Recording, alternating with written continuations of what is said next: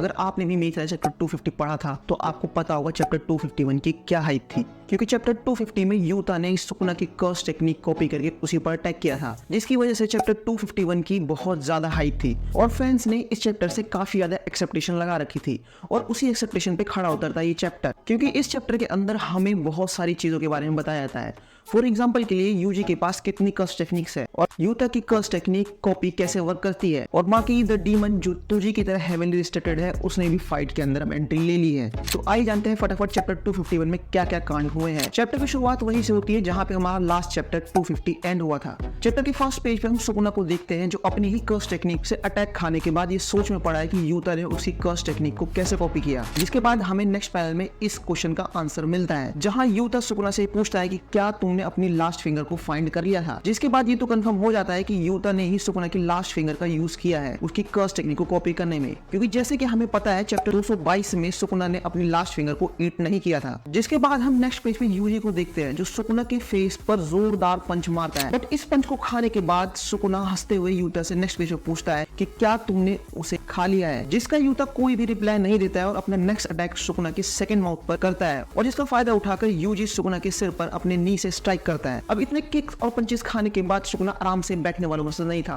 क्योंकि Sukuna JJ के world में किंग ऑफ कर्सेस के नाम से जाना जाता है। तो जिसके बाद हम नेक्स्ट पैनल में देखते हैं कि सुकुना ने यूजी को पकड़ लिया है और उस पर अपने स्लैशेस से अटैक किया है। अब इतने ज्यादा स्लैशेस खाने के बाद भी यूजी सुकुना से फाइट करने के लिए इतना ज्यादा डेस्परेट होता है कि वो अपने ब्लेड को एज एन अटैक सुकुना के मुंह पर फिट करता है और यूजी की इस हरकत की वजह से सुकुना थोड़ा डिस्ट्रैक्ट हो जाता है और इतनी डिस्ट्रैक्शन हमारी यूता के लिए काफी थी, क्योंकि इस डिस्ट्रैक्शन का यूज करके यूता सुकुना को अपरकट मारता है जिसकी वजह से सुकुना यूजी को छोड़ देता है। जिसके बाद हम आगे नेक्स्ट पेज पे देखते हैं यूजी को जो इस वक्त जमीन पर गिरा हुआ है और ये सोच रहा है कि ये उसका लास्ट चांस है सुकुना को हराकर मेगुमी को वापस लाने का। और आगे हम नेक्स्ट पैनल में देखते हैं सुकुना को जो ये नोटिस करता है कि उसकी कर्स एनर्जी का आउटपुट और बॉडी डोमिनेशन दोनों ही इस वक्त बहुत ज्यादा वीक हो रहे हैं। और जिसके बाद आगे हम नेक्स्ट पैनल में रीका को देखते हैं जो सुकुना को पकड़कर जमीन पर दे मारती है और at the same time Yuji भी सुकुना के फेस पर किक मारता है। अगर आप इस पैनल को ध्यान से देखोगे तो सुकुना अभी तक अपने हैंड साइन को डिसेबल नहीं किया है, बट नेक्स्ट पैनल में हम यूता और यूजी को देखते हैं जो ये नोटिस करते हैं कि सुकुना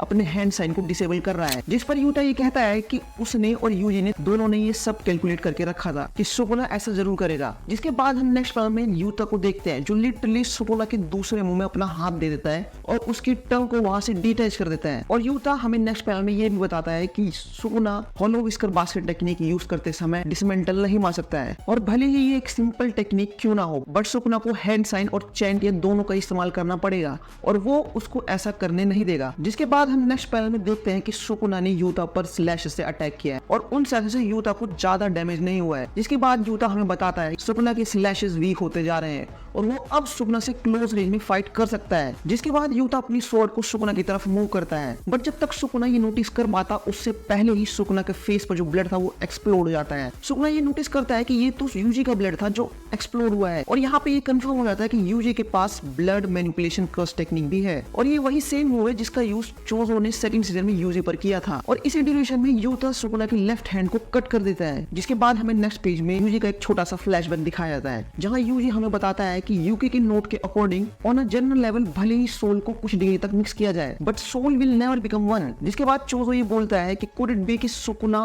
और यूजी एक स्पेशल केस थे, और चोजो ये भी कहता है कि वो इस बॉडी के फॉर्मल इनहिबिटर की सोल को फील नहीं कर सकता है। जिसके बाद यूजी या कोई और ये कहता है कि ऐसा इसलिए हो सकता है क्योंकि कर्स ऑब्जेक्ट और नॉन सोर्सर के बीच में मैसिव कर्स एनर्जी का गैप होता है। और यूकी के नोट में ये भी लिखा हुआ है कि सोल सिर्फ कहीं डीप सिंक हो सकती है बट कभी भी एक नहीं बन सकती है। जिसके बाद चोजो नेक्स्ट पैनल में पूछता है कि ऑन अ जनरल लेवल अगर मेगुमी भी इस चीज का एक्सेप्शन हुआ तो। जिसके बाद यूजी बोलता है कि ऑन अ जनरल लेवल ये उसने ऐड किया है। जिसके बाद यूजी ये बताता है कि यूकी के नोट में ये भी लिखा हुआ है कि अगर महितो की कर्स टेक्निक को यूज नहीं किया गया है तो सोल को डेफिनेटली अलग किया जा सकता है। जिसके बाद यूजी ये कहता है कि वो यूकी के वर्ड में बिलीव करता है और वो मेगुमी को जगा कर रहेगा। और नेक्स्ट फाइल में हम हाना को देखते हैं जो सारी कन्वर्सेशन सुन रही होती है। जिसके बाद हाना कहती है अगर ये तुम्हारा प्लान है तो हमारी कर्स टेक्निक इस प्लान में काफी इंपॉर्टेंट रोल प्ले कर सकती है, क्योंकि एंजल की कर्स टेक्निक टारगेट की कर्स टेक्निक को इरेज करती है और हम सुकुना को इरेज कर सकते हैं क्योंकि सुकुना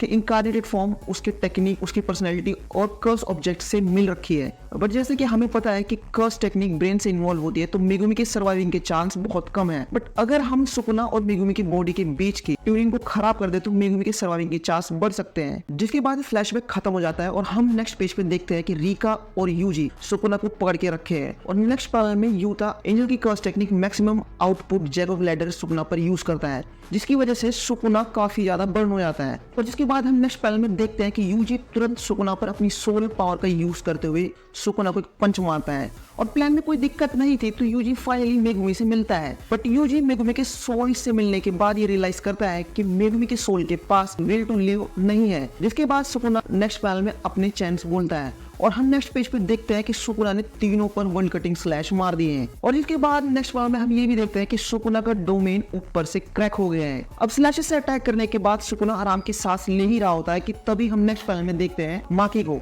जो पीछे से आकर सुकुना को स्टैब कर देती है। जिसके बाद हम कुछ पैनल्स में देखते हैं कि एडिटर सुकुना को क्रिटिसाइज कर रहा है क्योंकि सुकुना अंडर नॉर्मल कंडीशन इस अटैक को डॉज कर सकता था बट उसने इस अटैक को डॉज नहीं कर पाया। जिसके बाद births from a demon with no curse energy के साथ चैप्टर खत्म हो जाता है। चैप्टर खत्म बट मेरी वीडियो नहीं। इस चैप्टर में हमें कई सवालों के जवाब दिए हैं। फॉर एग्जाम्पल ये सुकुना की लास्ट फिंगर अब तक कहाँ थी, और कई फैंस जो मेरी तरह ये डाउट कर रहे थे क्या यूजी के पास ब्लड मैनिपुलेशन कर्स टेक्निक है, तो जिसका आंसर हमें इस चैप्टर में मिलता है, जिसका जवाब है हाँ, यूजी के पास ब्लड मैनिपुलेशन कर्स टेक्निक है। और जैसे कि हमें पता है कि माकी ने भी अब फाइट के अंदर एंट्री ले ली है तो चैप्टर 252 की हाइप बहुत ज्यादा है। But next week chapter break पर है तो हमें नेक्स्ट चैप्टर 29 तारीख को मिलेगा। और अगर आपने यहाँ तक वीडियो देख ही लिया है तो वीडियो को जरूर लाइक करना और चैनल को सब्सक्राइब करना। मिलते हैं नेक्स्ट वीडियो में, तब तक के लिए थैंक्स फॉर वॉचिंग।